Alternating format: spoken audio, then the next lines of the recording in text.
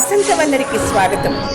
ఈనాటి వసంతవల్లరిలో కథా రచయిత్రి, కథకురాలు, యూట్యూబ్ వీక్షకులకు సుపరిచితురాలు శ్రీమతి రమారావి గారి రచన ఇదేమీ కొత్త కాదు వింటారు.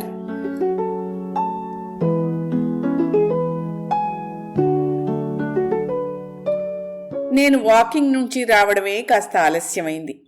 మా ఎదురుగుండా ఉన్న వెంచర్లో ఉండే మిసెస్ సుబ్రహ్మణ్యం ఎదురుపడి వాళ్ళ అమ్మాయి పెళ్లి సంబంధాలు, ఆ పిల్ల దేనికి ఒప్పుకోకపోవడం గురించి, వాళ్ళ ఆయనకి కూతురికి మధ్య తను ఎలా నలిగిపోతోందో, మధ్యలో వాళ్ళ అత్తగారు తన చేతకాని పెంపకాన్ని గురించి ఎలా తూర్పారపడుతోందో, కొత్తగా వచ్చి నెత్తి మీద పడిన మెనోపాజ్ వల్ల వస్తున్న రకరకాల ఇబ్బందుల్ని తను ఎలా హ్యాండిల్ చేయలేకపోతోందో, వాపోయి మీ వాళ్లలో ఏదైనా మంచి సంబంధం ఉంటే చెప్పు అంటూ బోల్డు సేపు నన్ను ఆపేసింది.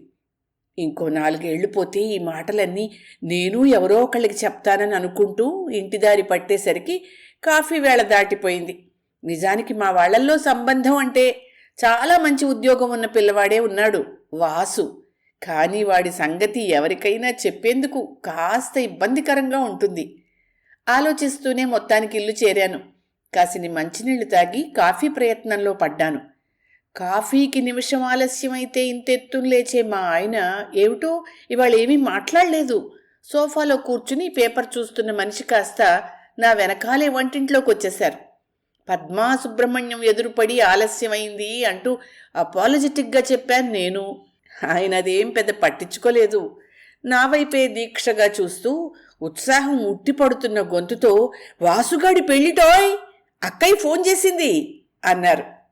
అలాగా అన్నాను కాఫీ నురుగొచ్చేలా తిరగబోస్తూ. అదేమిటి, కాఫీ గ్లాసు వదిలేసి ఆశ్చర్యపోతావనుకున్నాను, ఏదో నీకు ముందే తెలుసు అన్నట్టు అలాగా అన్నావు అడిగారు నా పతిదేవులు. ఇందులో ఆశ్చర్యమేముందని పెద్ద, పోనీ మీకోసం కాస్త ఆశ్చర్యపోతాలేండి అన్నాను. అది కాదు ఓయ్ అసలు అంటూ మొదలుపెట్టారు. ఇంతలో ఆయన ఫోన్ మోగింది. ఆఫీస్ ఫోన్ కాబోలు. అబ్బా, వీళ్ళు మళ్ళీ మొదలుపెట్టారు అంటూ ఫోన్ తీసుకుని బయటికి వెళ్ళిపోయారు. ఇప్పట్లో మన జోలికి రారనుకుని కాఫీ గ్లాస్ ఆయన చేతిలో పెట్టేసి నేను నా గ్లాస్తో వచ్చి వరండాలో కూలబడ్డాను. చల్లని గాలి వీస్తోంది. కమ్మటి కాఫీ రుచి నాకు మా పెద్దాడబొడుచుని గుర్తు చేసింది. మా అత్తగారి 4 సంతానంలో మా ఆడబొడిచే పెద్ద. మా ఆయన చివరాయన. మధ్యలో ఇంకో ఆడ మగ సంతానం. మా పెద్ద ఆడబడుచు మహాగట్టిది. ఇంటికి పెద్దవాడివి, అమ్మా నాన్న బాధ్యత, ఆడపిల్లల పెట్టుపోతా అన్నీ నువ్వే చూడాలరా. అసలు జ్యేష్ఠ కుమారుడుగా నిన్ను పుట్టించాడు అంటే ఆ దేవుడికి నువ్వంటే అంత నమ్మకం కాబట్టే నీకు అవకాశం ఇచ్చాడు. ఇలాంటి మాటలు చెప్పి పెద్ద తమ్ముణ్ణి బూస్ట్ చేసేవారు. మా ఆయన్నేమో, నిన్ను చిన్నప్పుడంతా నేనే మోసాన్రా, ఆ ప్రేమతోనే అమ్మా నాన్న బరువు నీ మీదికి రాకుండా పెద్దాడే చూసుకునేలా అంతా సవరించి పెట్టా. కాబట్టి నన్ను అన్ని విధాలా చూసుకోవలసిన బాధ్యత నీదేను అని చెప్పి చెప్పకుండా చెప్తూనే ఉంటారు. నిజానికి మా వారి ఉద్యోగరీత్యా మేము దేశమంతా తిరుగుతూనే ఉన్నాం. పెద్ద పండగలప్పుడు, ఎండాకాలం సెలవుల్లోనూ మేము ఏ 10 రోజులో అత్తారు ఊరు వెళ్ళేవాళ్ళం. మేము ఉన్న చోట అందుబాటులో ఏదైనా మంచి క్షేత్రం, చూడవలసిన ప్రదేశం ఉంటే మా అత్తగారు మావగారు వచ్చి ఓ 10 రోజులుండి అవి చూసుకుని వెళ్ళిపోయేవారు. అలా మా ఇంట్లో ఉన్న వాళ్ళందరూ మా ఇంటికి వస్తూనే ఉండేవారు. కానీ మేమే వాళ్ళని బాధ్యతగా ఉంచుకోవలసిన అవసరం ఎప్పుడూ రాలేదు. సెంట్రల్ గవర్నమెంట్ ఉద్యోగం చేసి విరమించిన మా మావగారు ఆయన పెన్షన్తోనే జామ్మని మా అత్తగారిని వెంటేసుకుని తీర్థయాత్రలు, విహారయాత్రలు చేస్తూ ఆయనే అందరినీ చూసుకునేవారు. మా అత్తగారు కూడా ఏ పిల్లలింట్లో ఉన్నా చటుక్కుని వంటింట్లోకి వెళ్ళిపోయి చకచకా వాళ్ళకి నచ్చే 4 రకాలు వండి వెళ్ళేవారు. అలా తిరుగుతూ ఏ జబ్బులు లేకుండా ఆడుతూ పాడుతూనే ఒకళ్ళ వెనకాల ఒకళ్ళు వాళ్ళిద్దరూ కాలం చేశారు. మా వదినగారు మాత్రం తన తమ్ముళ్ళిద్దరికీ తానే అన్ని బాధ్యతలు అర్థమయ్యేలా చెప్పి వాళ్లని ధర్మ మార్గంలో సజావుగా నడిపించాలని అవకాశం వచ్చినప్పుడల్లా చాటుకుంటూ ఉంటారు. వాసు ఆవిడ 3వ కొడుకు. 2 మగపిల్లల తర్వాత ఆడపిల్ల కోసమే మళ్ళీ కన్నారట. నీకు ఆడపిల్ల లేదు కాబట్టి నీ బంగారంలో వాటా అడగద్దని వాళ్ళ అత్తగారు బంగారం అంతా ఆడపిల్ల ఉన్న చిన్న కోడలికే ఇచ్చేశారని చాలాసార్లు వాపోయేవారు. అదంతా వీడి పెళ్లిలో వసూలు చేస్తానులే అనేవారు కూడాను. కానీ ఆవిడికి పెద్దగా అవకాశం చిక్కలేదు. వాసు ఐఐటి బొంబాయిలో చదివాడు. లెక్కలేనన్ని ఆడ స్నేహాలు. పెళ్ళెందుకు దండగా, బోల్డు మంది ఉండగా అనేవాడు. మేం బొంబాయిలో ఉండగా తరచూ మా దగ్గరకు వస్తూనే ఉండేవాడు. ఏమైనా చిన్న పొన్న పండగలప్పుడు భోజనానికి వస్తూ ఎవరో ఓ పిల్లని వెంబడి పెట్టుకొచ్చేవాడు.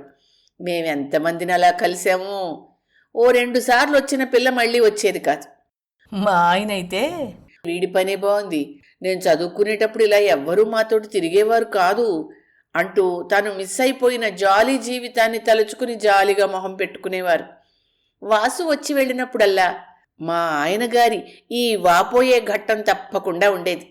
చదువై ఉద్యోగంలోకి ప్రవేశించాక కూడా ఎక్కడుద్యోగంలో చేరితే అక్కడ 2-3 గర్ల్ ఫ్రెండ్స్ని ఏర్పరచుకునేవాడు.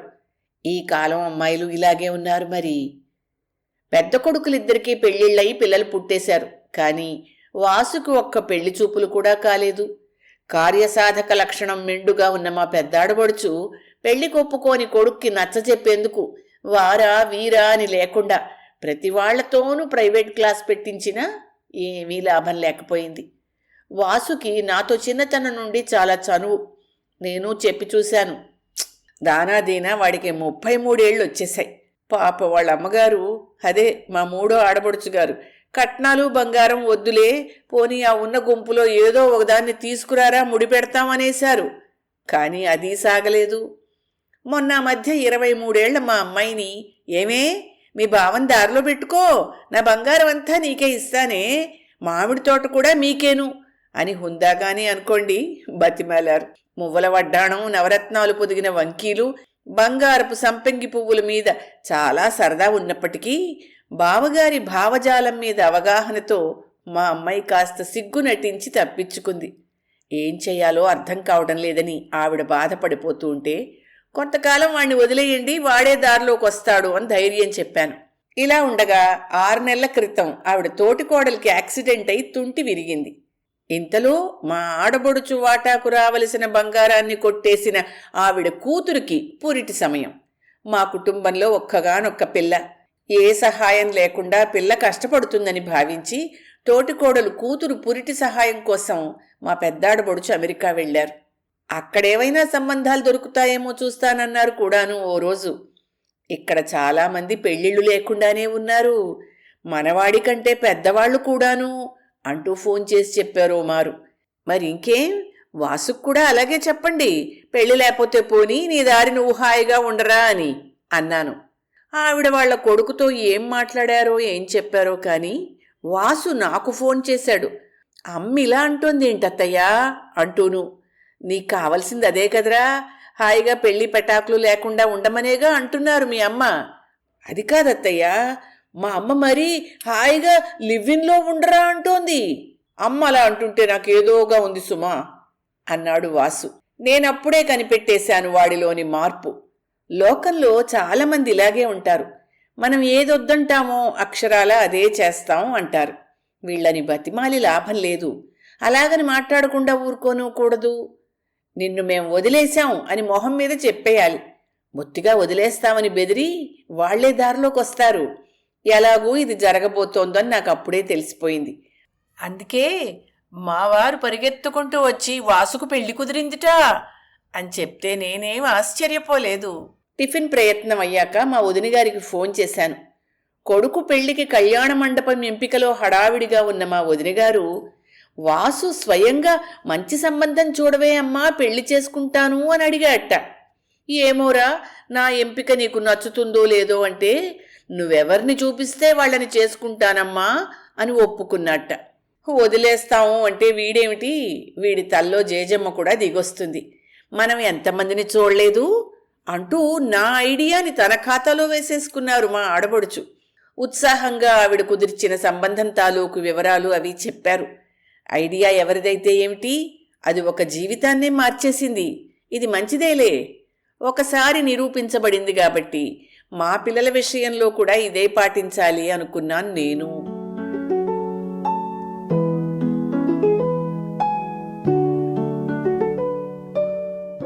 వసంతవల్లరిలో రచయిత్రి, కథకురాలు, యూట్యూబ్ వీక్షకులకు సుపరిచితురాలైన శ్రీమతి రమారావి గారి రచన ఇదేమీ కొత్త కాదు విన్నారు. మిత్రులు, ఈ కథలో పెళ్ళికొడుకు పేరేమిటో చెప్తారా? కామెంట్ బాక్స్లో తెలియచేయండి. వసంతవల్లరిలో ఇవాల్టి కార్యక్రమం మీకు నచ్చిందని ఆశిస్తున్నాను. అందుకే లైక్ చేసి మీ మిత్రులకు బంధువులకు లింక్ను షేర్ చేసి మీ అమూల్యమైన అభిప్రాయాన్ని నాకు కామెంట్ బాక్స్లో తెలియచేయమని, వసంతవల్లరికి సబ్స్క్రైబ్ చేయమని విన్నవించుకుంటూ మీ వసంతలక్ష్మి అయ్యగారికి సెలవు మరి. Thank you. వసంతవల్లరి మిత్రులు, శ్రేయోభిలాషులు, వీక్షకులు, శ్రోతలు అందరికీ ఒక విజ్ఞప్తి. గతంలో లాగానే ఎప్పటికప్పుడు నా కథలను విని స్పందన తెలియచేయమని కోరుతూ, నేను చదివిన కథ మీకు బాగా నచ్చినట్టయితే తప్పకుండా హైప్ ఆప్షన్ నొక్కి నన్ను ప్రోత్సహిస్తారు కదూ.